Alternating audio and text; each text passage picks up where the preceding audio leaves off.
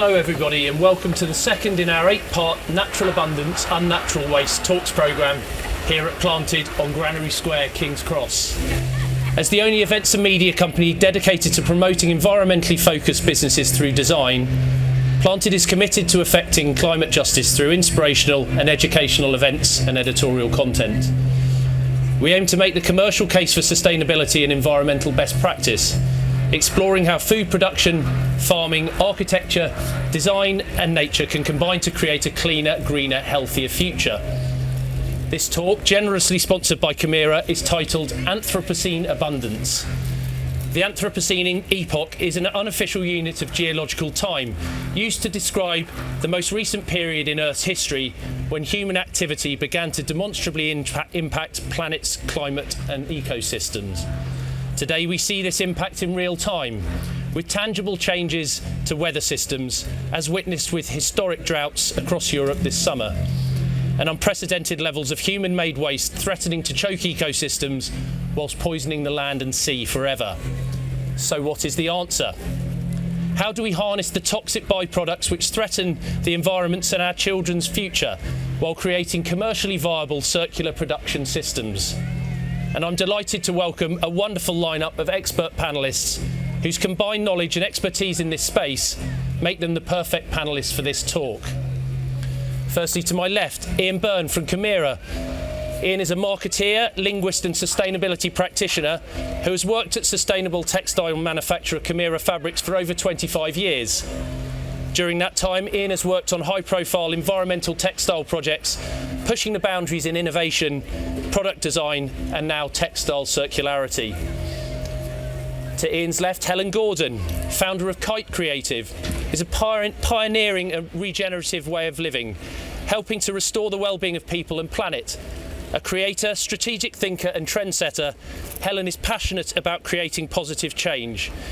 She co-founded Kite to offer a truly circular way of working to reimagine spaces and rebuild a better future for all. We're delighted to welcome Kate and Kite Creative's stunning waste chair, designed and built entirely out of building waste, which sits resplendent behind you in the centre of Granary Square. And last but by no means least, Tommie Eaton is the founder of purpose-driven global business BambuuBrush, who work with some of the world's most influential companies to inspire positive change through educational workshops and sustainability impact projects. Since launching BambuuBrush, Tommie and his partner Rebecca have sold over 3 million bamboo toothbrushes, preventing over 60,000 kilos of waste plastic entering commercial circulation.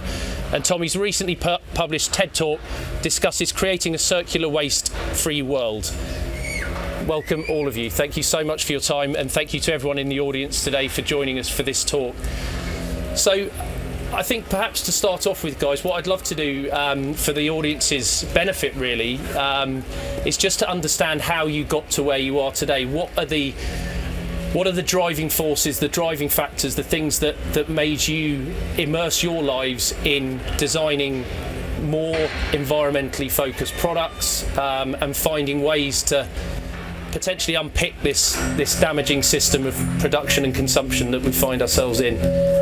Ian, perhaps I could start with you. Yeah, sure. Thank you, Sam, and good afternoon, everybody. So, as Sam has mentioned, I work in textiles, and that's been my background for the past 25 years. And the business I work for really has sustainability at its very heart. Not just becoming a recent convert, but right from the late 1990s, starting to think in terms of putting sustainability into product design and material type and product manufacture. And really started to think about different types of materials. Textiles is this fundamental part of human life that we all take for granted. And when we think about the textile landscape, everything up to a certain point in time was made from natural materials, and then fast forward into last century, and suddenly all these synthetics started to come along, and that caused all kinds of issues that really needed a systematic rethink, which Camira, and at the time the original company was called Camborne, started to think about in a different way. firstly using recycled materials and then using different types of natural materials that I'm sure we'll explore in a bit more detail as we go through the talk. But a key part of my personal journey was when the original company that became Camira, Cambourne, was bought by a company called Interface, which is a modular carpet tile company, which was led by the founder of that company, Ray Anderson. And many people will be familiar with the Interface story, but Ray was really an inspirational evangelist that carried everybody on this journey to sustainability. Interface at that time was really a carpet tile company that was an extension of the petrochemical industry. And Ray was given an opportunity to do a keynote speech about Interface's environmental stance, and he thought long and hard about what he was going to talk about, and didn't have any answer until he was given a book, The Ecology of Commerce by Paul Hawken. And he read that book, and that was, he calls that a spear in the chest moment, the environmental epiphany that really changed Interface's whole trajectory.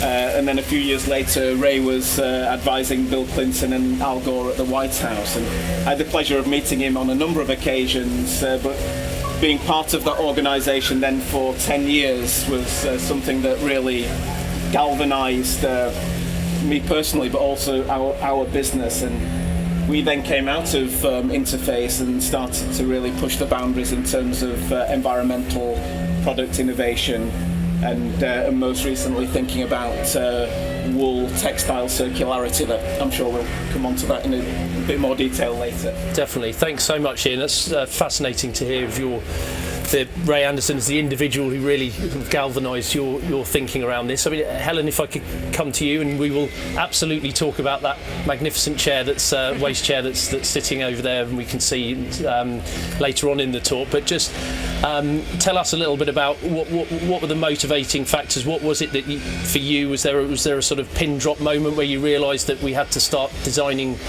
products and materials in a different way? Yeah, I mean, I've always been around design since studying textile design, as it happens at 18, and then moving into being a retail buyer, and also then into interior design. And throughout my career, I've been very interested in materials, how supply chains work. I've been to the Far East, buying volumes of product for well-known brands in this country, and things have never quite sitted right with me.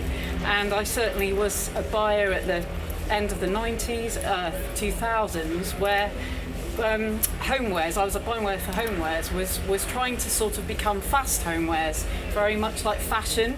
And so we were buying much more quicker, sort of thinking about, during that season, let's buy something in terms of Easter. And it was just becoming more and more and more, and let's drive down the prices, and working with these suppliers, squeezing them for price, and it just I was sort of doing this job, loved it, but just thinking this isn't really quite me. And then going into interior design, we've had our company for 8 years and completely refurbing houses, working with investors, filling up houses full of furniture. And products, and just thinking again, driven by value, budget, and thinking about the well-being of the person in the space, and what about them? It's not just about a box that you're filling and getting a rent for. So all these things are going through our heads about the waste that we were producing during the projects, to the point really, I've read books like Naomi Klein, No Logo, which was a very book back in the time, talking about sweatshops, this kind of thing, which was always in the back of my mind as well, how people are not treated very well in factories. I'm going to factories myself where it's not until you go there that you sort of understand the full complexity of the supply chains.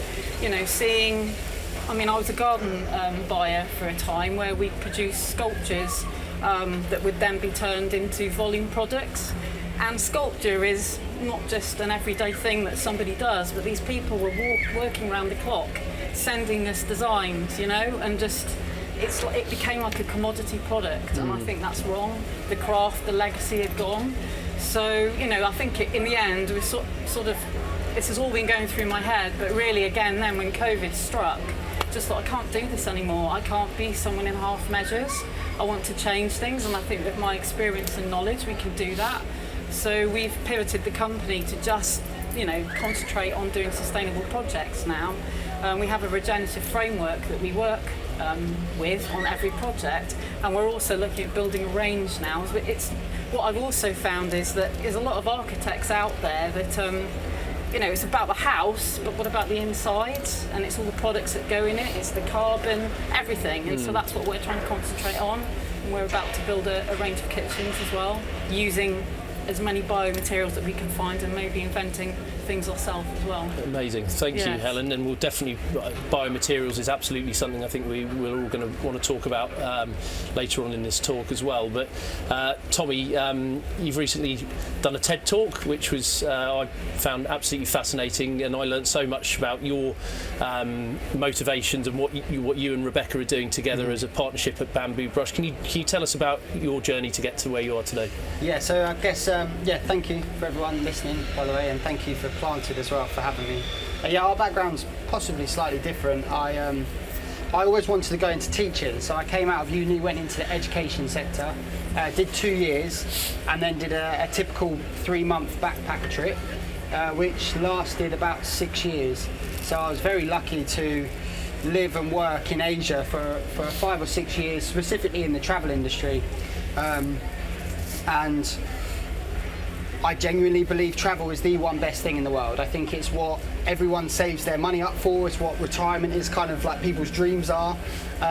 But we know that there's a lot of unsustainable ways around travel. So our roles were promoting travel. And we work with tourism boards and travel companies, hotel chains, around promoting travel. But what we started to find, where we were going to a lot of similar places, a lot of similar routes across India and Southeast Asia, is we were taking this photo here on the right of this beautiful scenery, but we were completely ignoring the scenery to the left, where there was just mountains of plastic. And it started to, these moments where, talk about a light bulb moment, these light bulb moments started to become more frequent, and the dramatic increase around the amount of plastics was just scaling up, and it started to become initially around the environment and how the plastics were just essentially destroying the beauty of our natural planet. But then what we started to see was how plastics were destroying the lives of everyday people in some of these lower socio-economic regions of the world. So we're very lucky in the West and in first world countries that we have some level of waste management system. So we have these new materials, synthetic materials of plastic, which they are amazing as long as the waste management systems are in process. A lot of lower socio-economic regions don't have those systems in place. So what we started to find was a lot of communities where the only way that they could get rid of this plastic was to burn the plastic. So you've either got, there's a few occasions where people or children in these communities, one very touching moment that stays with me forever is we're in a floating village in Cambodia. It's amazing, and there's no bin men in these communities, so the community burns the plastic. It's the only way that they can true disposal, but getting rid of this plastic. But what they started to find was children in these communities were getting headaches, and then some were getting nosebleeds.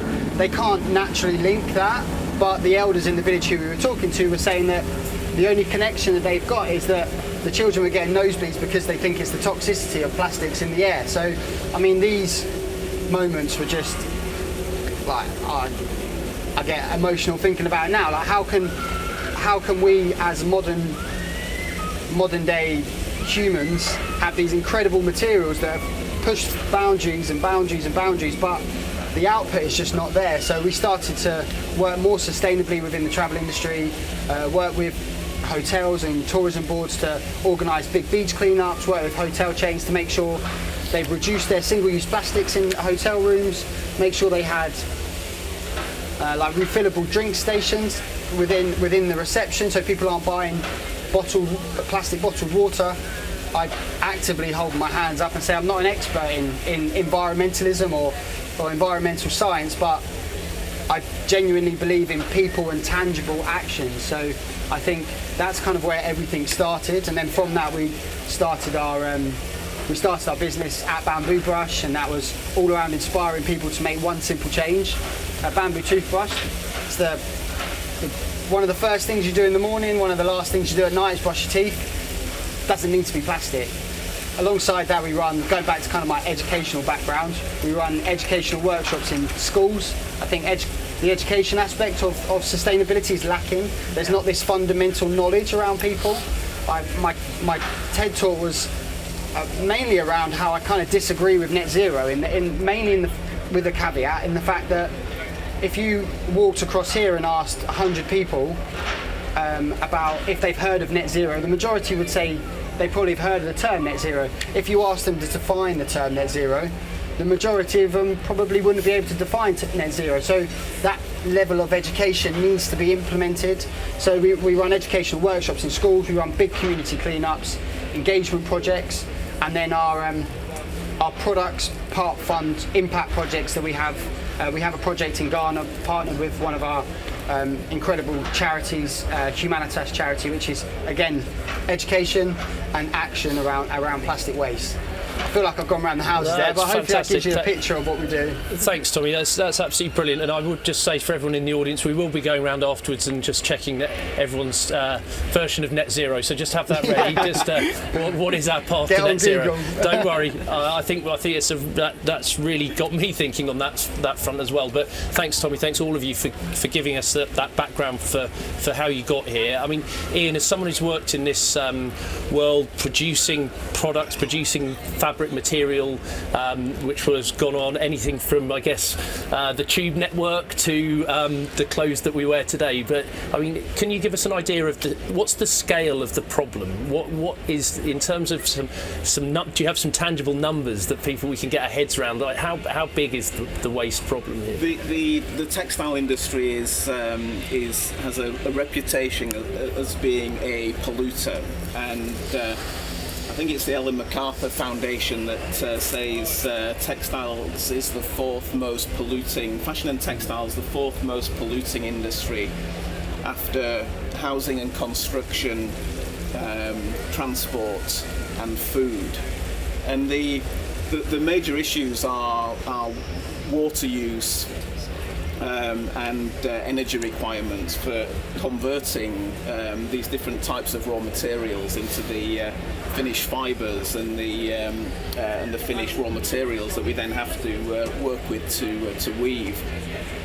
The scale of the fast fashion appetite in this country is something like 350,000 tonnes of clothing is going to landfill each and every year in the UK, and there are mountains of textile waste. There's a film just come out quite recently. It's called Strachey. It's Italian with English subtitles. I think it's on Amazon or Netflix. It was premiered in Glasgow in the UK back in April. But that talks about the scale of the textile waste problem. It actually sets itself in Prato, Italy, which is a centre of wool textile recycling just outside Florence. But it shows the scale of textile waste and these mountains that are just piling up in countries in Africa, and the collection of things that don't end up having a new life or being worn again ultimately can find their way into different parts of the world. And it's a problem that we're becoming increasingly aware of, and just frightened by the scale of that. And we need to do something about that. Thanks, Ian. Ian. I think on the textiles, there's another incredible documentary that I'd recommend a lot of people to watch. It's called A True Cost.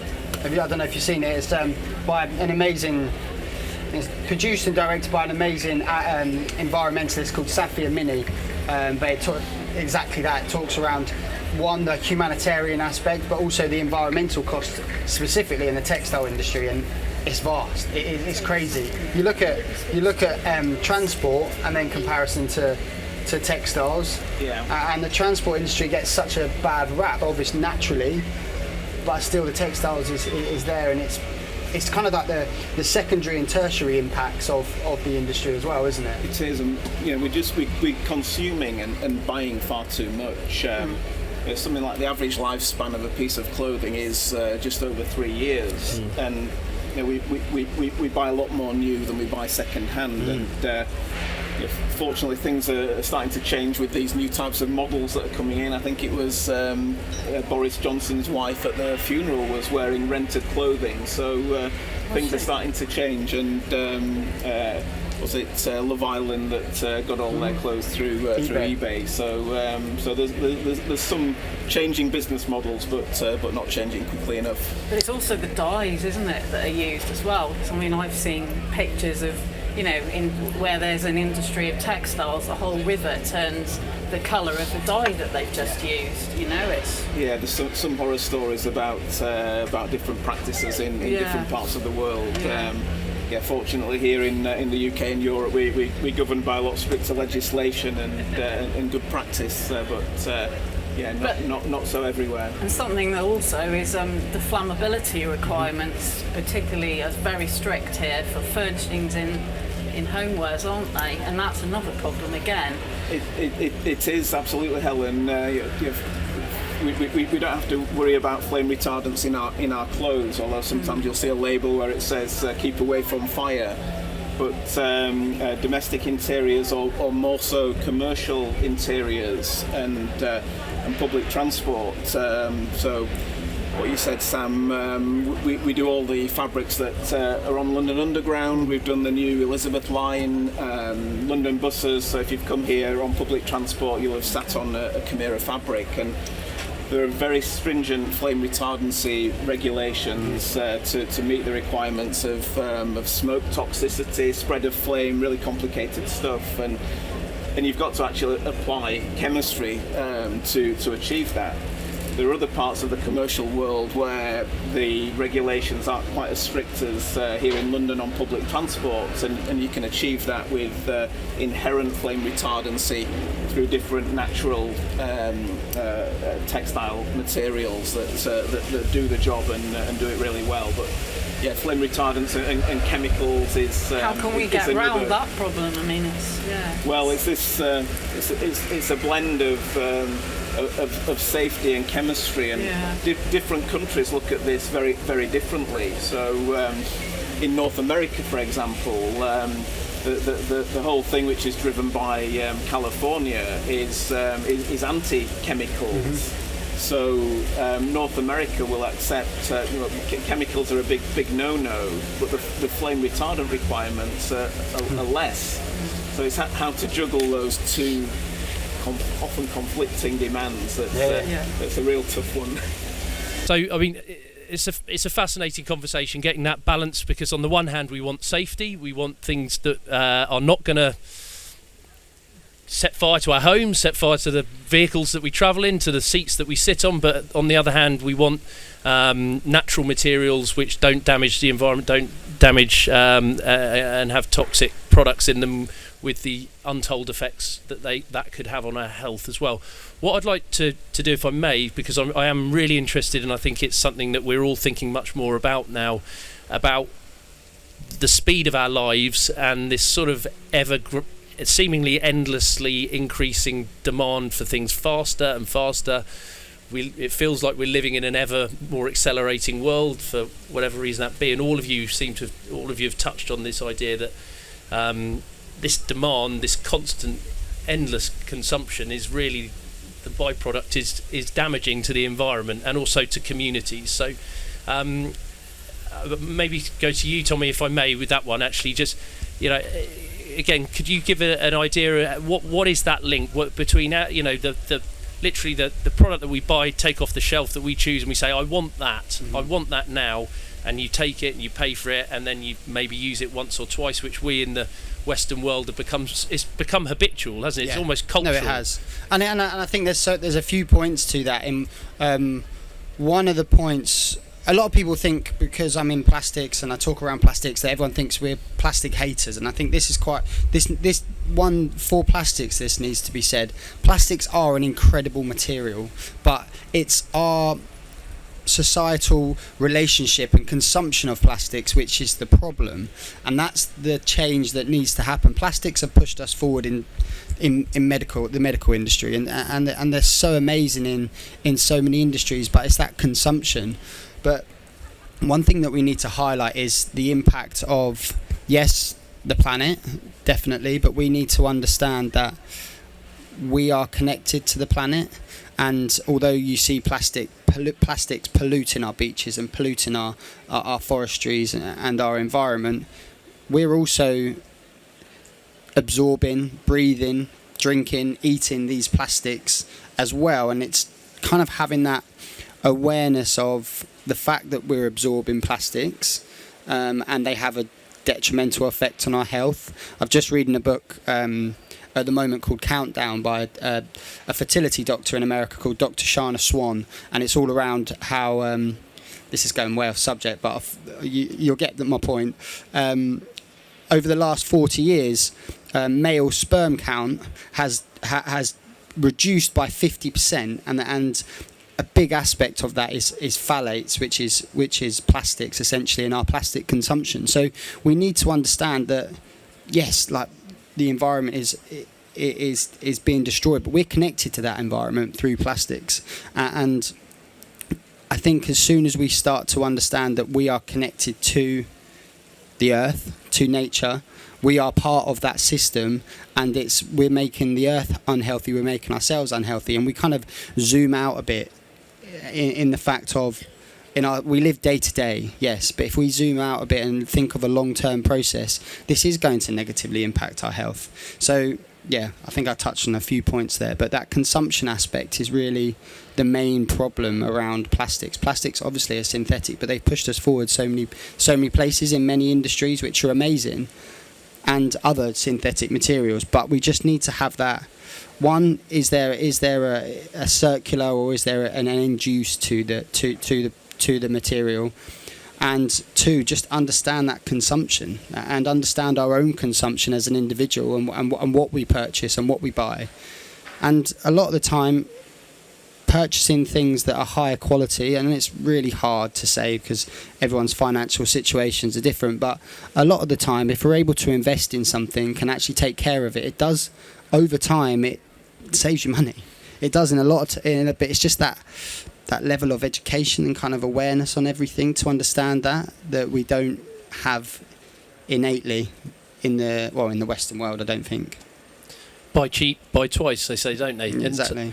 Helen, I know you've got some amazing numbers that we've spoken about previously in terms of talking about consumption and waste in the building industry specifically, but in terms of the fit outs for houses, which is essentially where that waste chair's come from, hasn't it? Can you talk a little bit about that waste chair and touch on the kind of just the amount of waste that there is endemic in kind of refitting a home when we go, right, I just want a new kitchen, or I want a new bathroom. What does that actually mean in terms of like what's going to go into landfill essentially?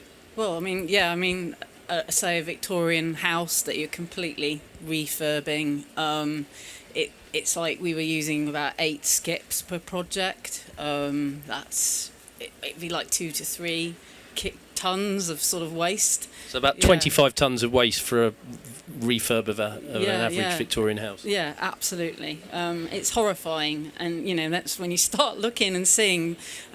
Try and look at the bricks you can salvage. We would have a stock of those for other jobs. The wood we've started to do, but some of the stuff, because of the materials it's made from, you can't recycle it either. It has to go to landfill. So it's the toilets, the sinks, all that kind of thing as well. The pipes. There needs to be some kind of massive recycling sort of plant set up in places where builders can go with all this stuff, I think, rather than... But if people want to actually design a home that's more kind of sustainable and is more environmentally friendly, what are the tricks or what are the things that you could say, this is what you need to be doing? Well, to start with, it's looking at the construction of something and how can we make it last a long time. It's looking at sort of legacy items that you can sort of think about and keep for the future. It's looking at better low VOC paints, for example, that we'll use within the environment, because there's a lot of off-gassing that occurs that people don't realise about. There's lots of things really. I'm just trying to think what else. It's sort of looking at the whole thing in terms of the well-being of the person as well, the light, the plants that you bring into the space as well.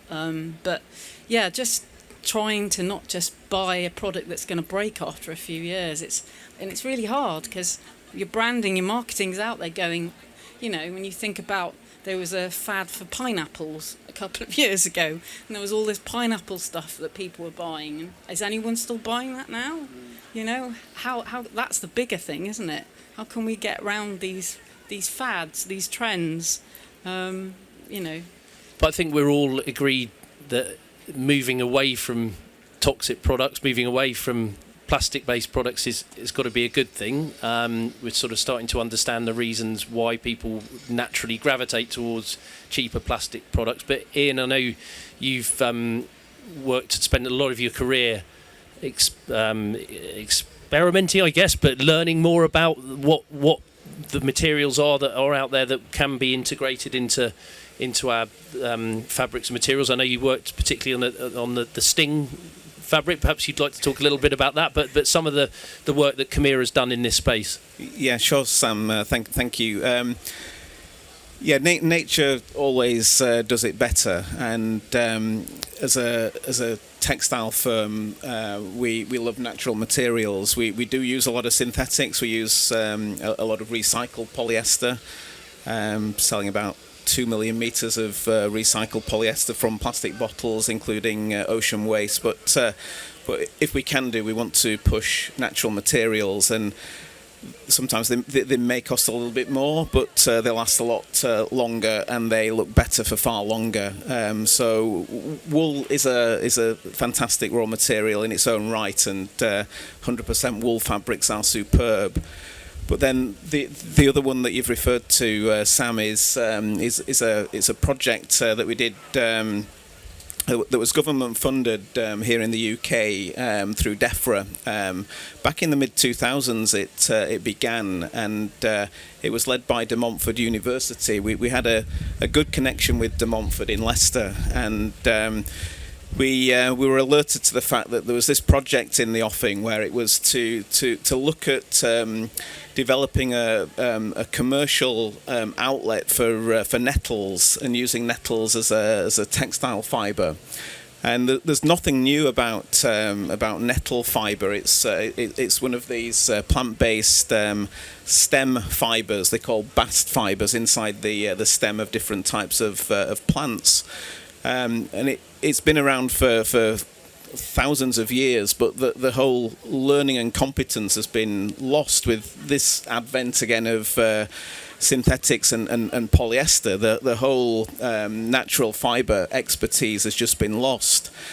So we became the lead commercial partner with De Montfort as the academic partner, and we started off to research how to grow nettles, what type of nettles to grow, what type of nettle clone that had a high fibre yield to use, how to get the fibre out of the stem of the nettle itself, and then how to blend that with wool.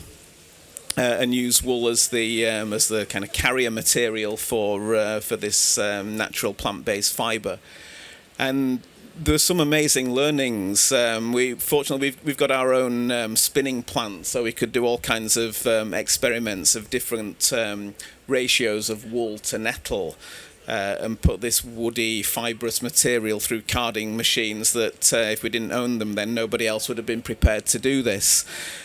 But one of the key learnings, coming back to flame retardancy, that Helen was mentioning, was that combining wool with nettle was inherently flame retardant to the higher level UK contract flammability standard.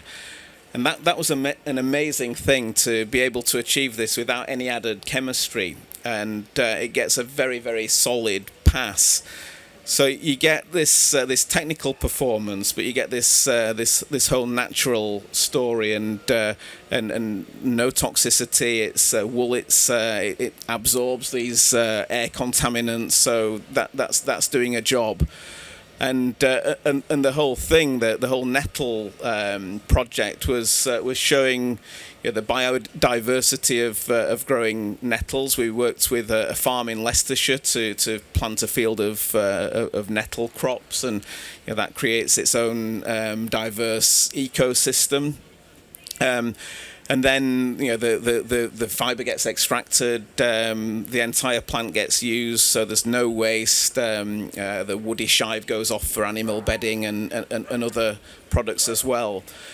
And it was actually launched, that product, we called it Sting. It was an obvious name, but it stood for Sustainable Technology in Nettle Growing. That was the name of the project. Very nice. It launched during London Design Festival 2008, when 100% design used to take place over at Earl's Court.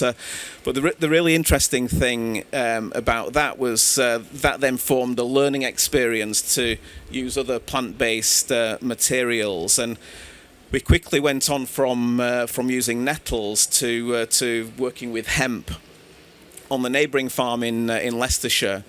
And hemp was really interesting because that could grow a lot more easily than nettles even. We could sow hemp from seeds.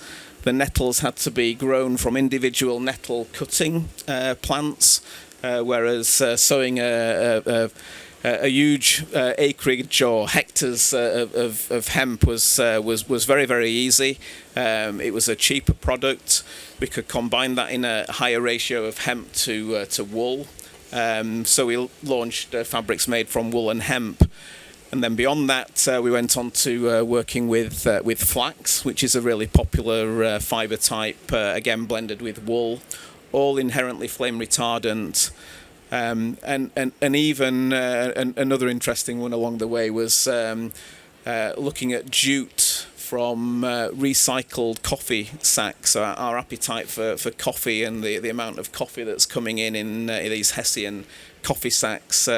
One of the outlets for these coffee sacks was to pull them back to fibre and then blend them with wool, and they're from again plant-based materials. So there's been some amazing learning experiences, and we really believe that nature can show us how to do things, and it provides things in great abundance. And if we can just look beyond these synthetics and this appetite for polyester. We're starting to use a lot more recycled materials now, and out of all the polyester that's used in the world, there's about 15% of polyester is recycled at the moment. So there's a long way to go to up that figure, but hopefully we can get back to nature.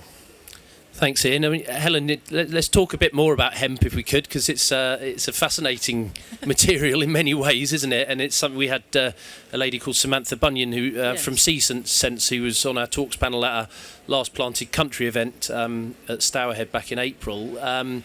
Why don't we use hemp much more? I mean, what's holding us back?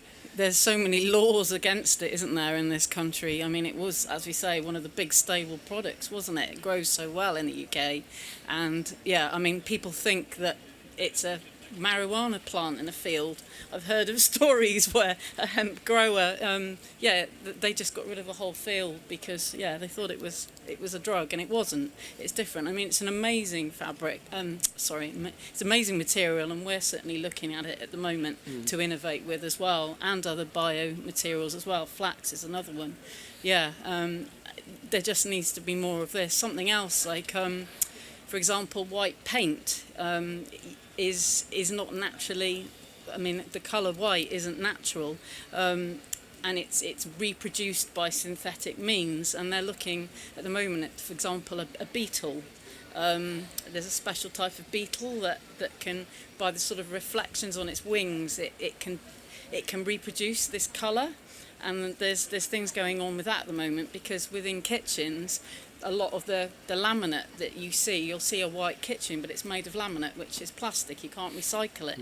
So how can we invent something other than paint that is non-toxic instead? There's all kinds of things out there that...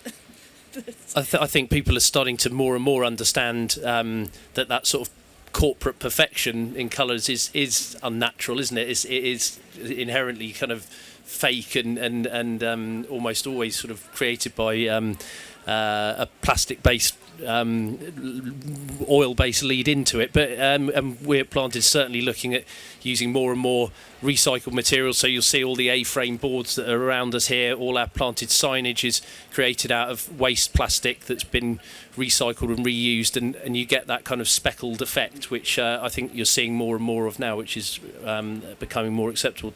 Tommie, if I may, just talking about circularity as well. I think what we've been talking about here in terms of things like wool and jute and flax and hemp, the beauty of all these products is that they can, of course, go back into the earth after they've been used and they don't damage the earth. But from your experience of being, right on the forefront of where some of these horrendous plastic mountains have been, and there's some really, jaw-dropping and quite sad images that I know you've posted of yourself on your travels, but can you give an idea of the scale of some of these problems that you've seen out there? Just a quick one on that last question. And I think more and more as we go through the years, I guess the phrase is, but nature has the answer a lot of the time. A big thing with kind of linking to the next question, a big thing obviously is ocean plastic, and some of you may have heard of the Great Pacific Garbage Patch, which essentially is the flow of the ocean around the globe, and where plastic or anything that's floating in the ocean just flows around the ocean. But in the Pacific, there's kind of the meeting of two gyres. So there's a patch which is apparently 3 times the size of France of just plastic. But what I know that a couple of our, I wouldn't say friends, but people we know in the industry who work specifically in mycelium, which is mushrooms, are looking at. There's loads of talk around and mushrooms that can eat plastic and produce a kind of a natural output. But I was speaking to one of our friends a couple of weeks ago, and there's currently studies that are happening that they can this mushroom that can eat plastic and produce an organic output. They're looking to liquidize it, and then the potential, obviously this is going to be a couple of years ahead and lots of testing, but the potential is that they could drop this liquid into the ocean, and then if it can eat this plastic and then produce an organic output, then it could be a great answer. But obviously there's lots of testing. But yeah, to go on the volume of plastic, I mean, some of the visions we've seen in Asia are horrible, and how, for instance, a lot of places in island nations, there's no waste disposal. So the Maldives, for an example, a lot of the I think it's 6,000 islands in the Maldives, or whatever the number is. A lot of the islands just have a pit, and the pit will be like concreted with concrete slabs. Once a day, everyone comes and brings their waste to the pit, and then someone just lights it. That's the only way that they can get rid of the plastic. And Asia's awful, but we've got a project in Ghana with our partner charity Humanitas, and Accra, the capital of Ghana, has the world's largest e-waste dump site, which is essentially all your electronic waste. And there's a market called Abagloshi, which is 100,000 people, which they receive all this waste and burn the plastic essentially, and melt down the copper and the metals within that. I mean, the river when we were there, the river was actually dry. So the whole bed, there's a river that runs through the town, essentially, the market town, that goes directly out to the Atlantic Ocean. But previous photos that we'd seen not were there, but the water's red just from the chemicals that are being burnt and then seeping into the land and then going into the water. So I mean, it's a pretty grim image, and it's, yeah, I don't want to plug my social media page, but on our social media page there's a lot of imagery around drone shots around just the sheer volume of plastic, and it's I can't really explain it without showing you an image, but it's horrendous. No, and I would, without wanting to plug Tommie's social media page, but I would also plug Tommie's social media page and say it is worth checking out.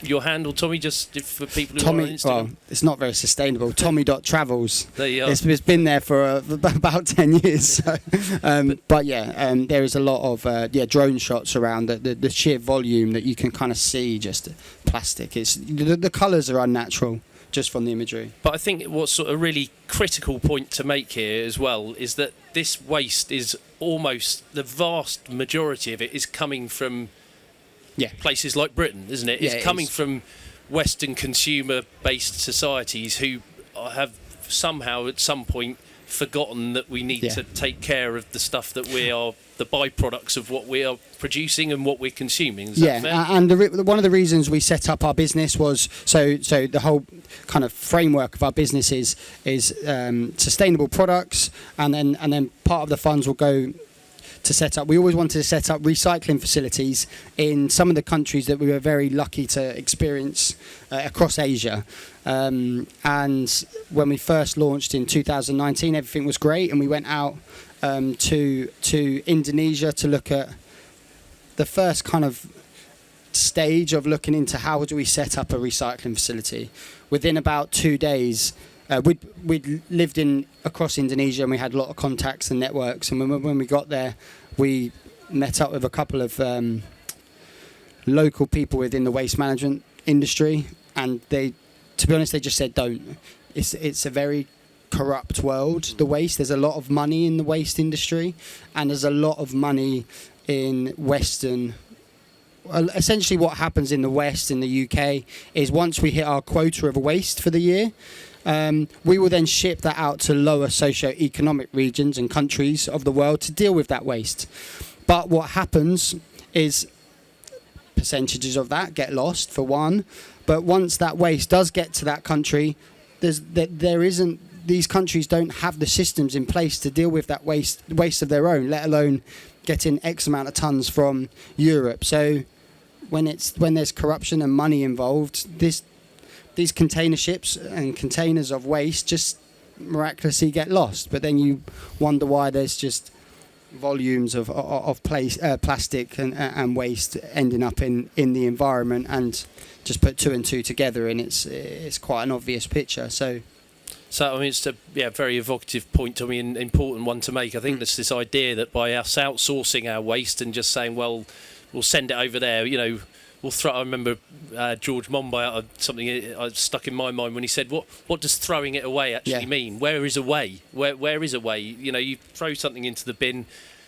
Okay, it's out of your kitchen or it's out of your space, but it's got to go somewhere." And I think that's a really we were in, just quick one. We were in Malaysia, and there's a Sainsbury's orange, a standard Sainsbury's orange plastic bag, and I mean that just, to be fair, I didn't do any research, but I'm pretty sure there's no Sainsbury's in Malaysia. But that just highlights that point, really. Thanks, Tommie. If I come back to you, Ian, if I may, and I appreciate we've got about 7 or 8 minutes left of this talk.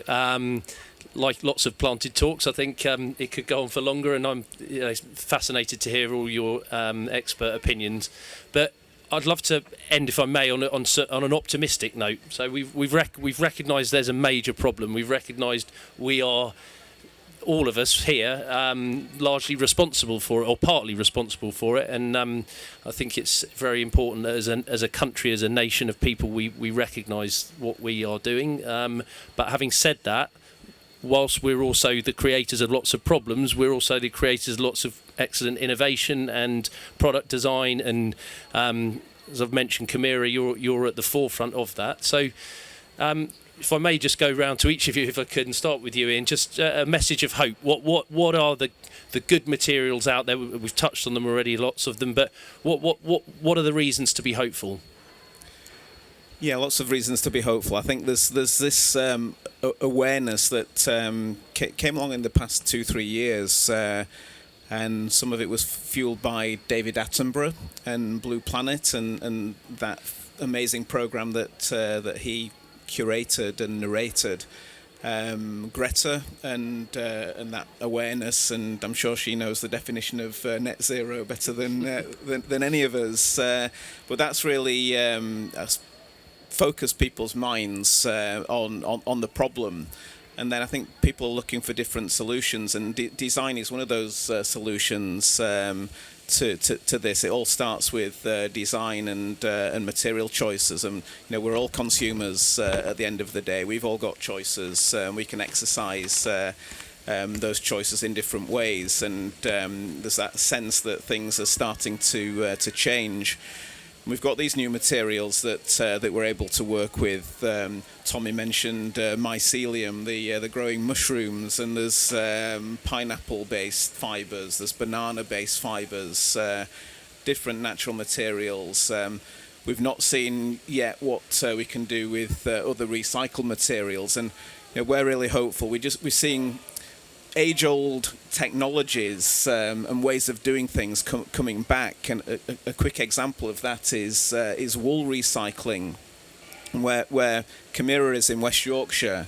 There used to be a real trade around recycling old knitwear, shoddy, or woven textiles, mungo, and that whole industry again disappeared. That was a way to cheapen wool textiles by having rag merchants collect this and provide a cheaper raw material that could be pulled back to fibre and blended with wool.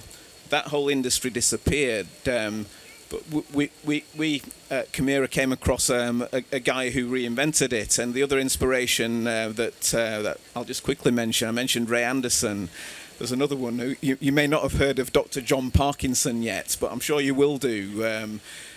He was on the BBC Clothes Show back in the 80s, but he has reinvented wool cashmere recycling, really high-value materials that can be pulled back to fibre, blended with virgin wool, but using the original colour from the original knitwear or woven textile, so no dyeing involved. And we acquired John's business, or went into partnership with John earlier this year, and some fantastic things happening.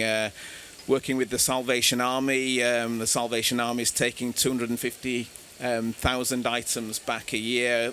They've invested in infrared scanning technology to divert different material types into different routes, looking at taking that wool back and then repurposing that back into yarn and into fabric.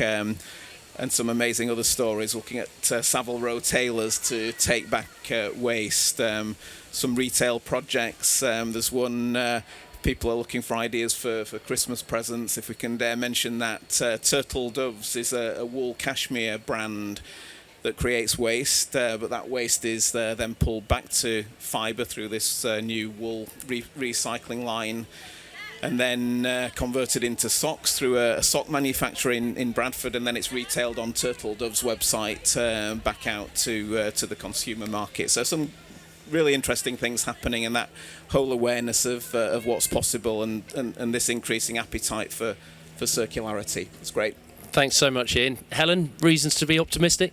Yeah, again, you've just touched on circularity. The whole circular economy is what I'm so excited about. Designing out waste, thinking about your whole process and thinking about what's the waste going to be at the end. That's what we're doing in our company. But also, thinking about reducing in the first place as well. The whole, let's not have as much stuff anymore that we need. It's all that as well, and the more materials management of things as well. Collaborations, seeing so many collaborations happening out there now. Partnerships with other companies, it sounds like you're doing some amazing things. And that's what's really exciting, and that's how we can make this change and grow is all talking together and communicating and creating change, really. Absolutely. Brilliant. Thank you, Helen. Tommie, big reasons to be optimistic, but and Helen's touched on it there. But and hopefully, what we're doing here by having these conversations is a big piece around education, isn't it? And learning from each other. Yeah, I'm a massive believer in education and awareness, but also simplifying everything. I very passionately talk about sustainability is very complicated to your everyday person, and it's great. I think sometimes in sustainability we're in this echo chamber of just assuming that everyone knows what these terminologies mean and people know what to do, but kind of take it the other way. Just imagine that people know nothing and having an idiot's guide. And I think plastics are kind of a really nice stepping stone into sustainability. Every aspect of our life is filled with plastics. But if we could change the mindset and everything and just be more aware and talk to people around plastics and utilise plastics as this kind of bridge into a bigger conversation, then you're going to have a captive audience. Once people can understand that when they do a litter pick or they recycle or they look at the amount of consumption they have with plastics, I think people feel empowered, and I genuinely believe that. And I think having that tangibility of plastics around sustainability, suddenly you feel like you're going to change the world in a bigger picture sort of mindset. But yeah, I think just keeping it, we need to understand that we all have the power to change in a small way, and those small ways together add up to a lot, and then it's that kind of ripple effect.